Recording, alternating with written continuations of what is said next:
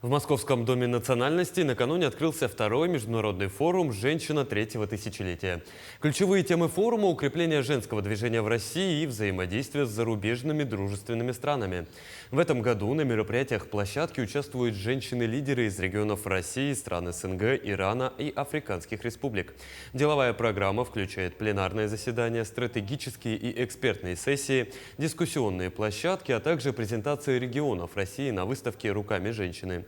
Республику на форуме представила делегация Мирнинского района, а якутянка Елена Адамова вошла в число победителей. Реалии меняются, мировые тренды меняются.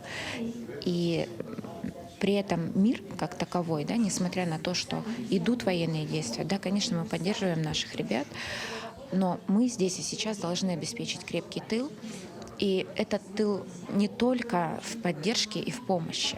Этот тыл еще в воспитании детей, в воспитании молодежи, в воспитании поколения, патриотического воспитания в том числе.